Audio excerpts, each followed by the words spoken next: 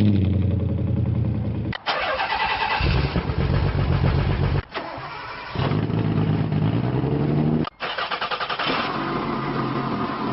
everybody, welcome to another episode of Car Addiction. Today we are gonna talk about my next financial mistakes. Roll the B-roll.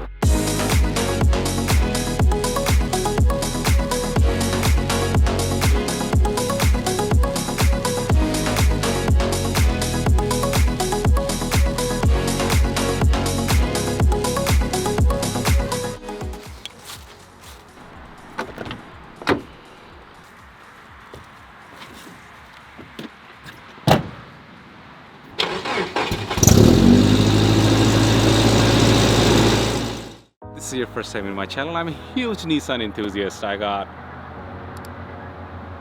330S twin turbo, Skyline, and this. Yes, 4 of them. And then I have a Tacoma that I really drive up. And another one, I don't know why. I do have an MR2.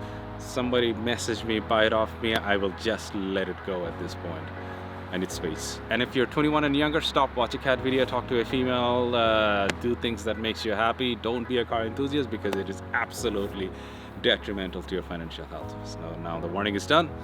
Let's talk about this Nissan Hardbody. So this is my 1993 Nissan Hardbody. Nissan started making these trucks back in 1986, and then it was a D20, D21, D22. These are 3 different series.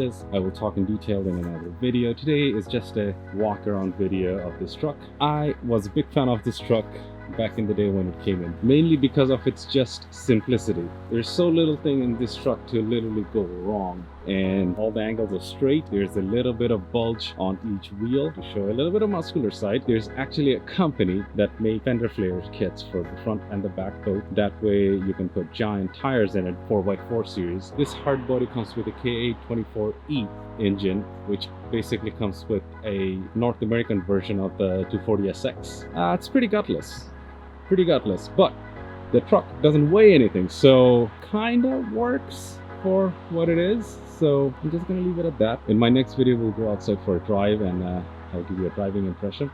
Again, I drove it to my home. It drives nice. I picked it up from my buddy's shop, SAF, Automotive Professionals, link in the description. He just finished the restoration on this one, and it is the end of the season, and for him to put it on the market and get the money that he wants, he would probably going to have to sit on it for next season. So I asked him how much he wants on it. He basically told me how much money he has on it. So we just made a deal and brought her home. I don't know what I'm gonna do with it.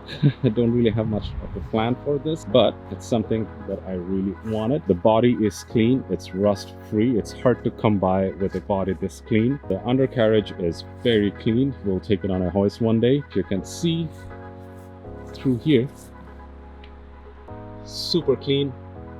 Pretty much everything under there is clean. There are a couple of areas where a little bit of oil leaks and whatnot, but again, this is a truck from 1992, so you expect all of that. My buddy did put a bedline sprayer here, which looks good, to tell you the truth. I'm actually trying to do something similar to this in my Tacoma. It's a no frills truck.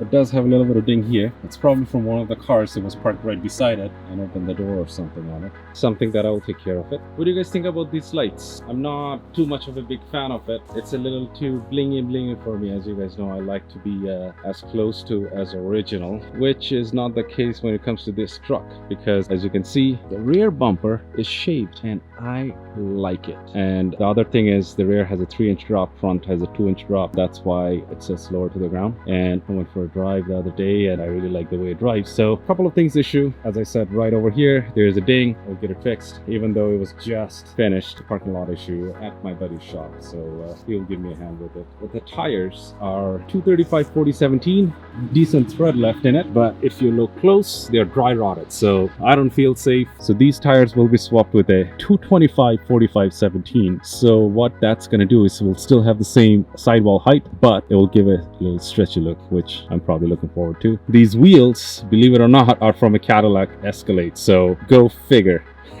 I like them, I actually do. They have a pretty good offset. It sticks out just enough in the front or in the back. It gives a pretty good aggressive look. Now, some of you may know, back in the day I had a Nissan Xterra. The Xterra had a spacer kit, which is, I believe it's about an inch and a half. I'm gonna see if it's the same bolt pattern. Then I may put that spacer kit in it, so it will have a little more aggressive stand than what it is right now. So that.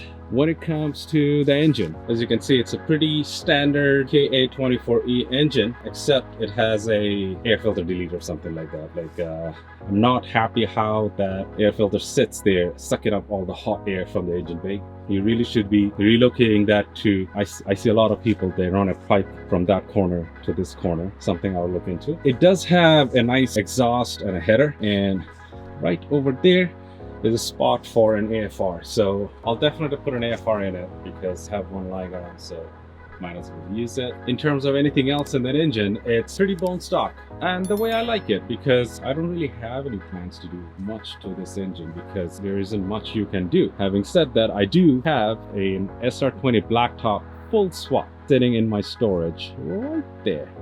So I don't know, should I put a blacktop in it? Leave it in the comment section. Or, because I can literally sell that blacktop for about 8,000 Canadian, because blacktop prices went through the roof, I can take that 8,000 Canadian, buy an LS53 with a T56, the whole 9 years, installed and everything in. I'll probably be 4,000. And with a 5.3, I'll get somewhere around 350 wheel horsepower and about 400 wheel foot-pounds of torque. So should I go with an LS or should I go with an SR20? Leave it in the comment section because it'll be interesting to know what you guys prefer. The other thing is, if you see on the fender, there's a bit of surface rust in it. All I have to do is basically take some chrome polish paste or something like that, go around with a buffer, that should come off. Having said that, these lights, I like them, but I feel I'm going to upgrade them with some sort of the LED system because they are a lot brighter, nicer, don't blind other oncoming vehicles, and at the end of the day, it's a little bit more modern. Let me know if I should do that or just stick to this system, because I'll do whatever you guys like. Seems like that's the right way to do. And some of you are very vocal about stuff, which I actually like it. I actually appreciate it. So don't be shy. Leave it in the comments, and I do get back to all of you every time you comment. So yeah, let's go see the interior. It's a very basic truck. Some of them are a 3-seater, some of them are a 2-seater, some of them will have a bucket seat. This one is a 2-seater. Now it is missing the seat headrest. What is that? Oh, service manual. You guys see that? Damn. Right, I'm gonna go from the other side. Today I'm trying to use a gimbal. Leave it in the comments if it's less shaky. But the gimbal itself is painful. It's heavy. Nice.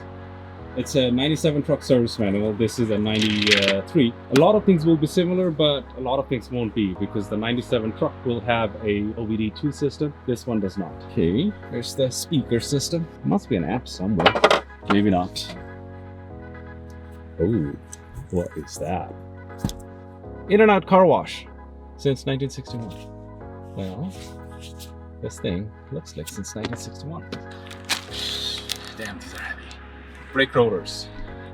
Brake rotors. They look interesting.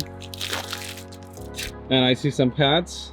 Oh, these were the ones that were making the noise. The seat is missing these headrests. And I don't know if I should put them back. To me, I'm fine with it so far. The doors have these fancy 3D flames in it. Overall condition of this truck is very good. If you look at the dash, it doesn't have any cracks or anything else in it. So it's hard to come by with a hard body that's this clean. And trust me, I paid a lot for it. Yeah. The HVAC controls, they work. It does not have an AC, so, but the heating works. An interesting looking shift knob. Yeah, 5 horsepower each. There is 3 of them. That's a 15 horsepower. Okay, I was looking for this. I need this. Take the wheels off. Bunch of knickknacks. What is this? See, that's the horn. It works. This is supposed to go somewhere in here. Come on! So you have to use a magnet to get it out. Anyway, I have this thing here.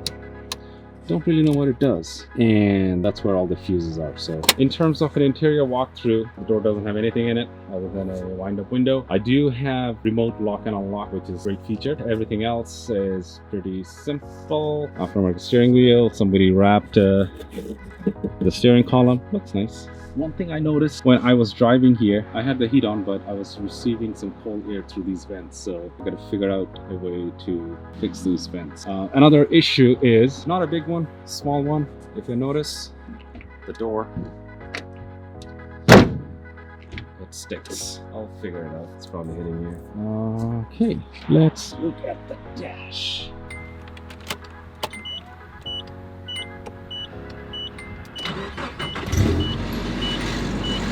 On the dash, it's a very simple dash. You have nothing over here. You have your fuel level, heat, and odometer. This truck, being a Canadian truck, only has 154,000 kilometers, not miles, kilometers. And it does have an external tach. Fortunately, it does not work, or something's wrong with it. It needs to be connected again, something. We'll get to it. The dash and everything else, it's, as I said, very no-frill system. All hard plastic. It looks like some BS stitching, blah blah. There's no stitching in here. That's that. Next week video is going to be a driving experience, because I do want to take it for a drive. I haven't got the insurance yet, so I'll get the insurance on it. The headliner is perfect. You know, one thing I like is this. It is so simple. Boing. Dun, dun.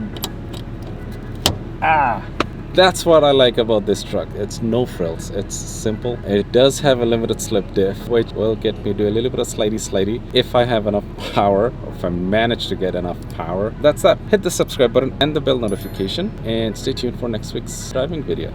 And I'll put it on a hoist and see what's under it. It's pretty clean, so, but I don't know.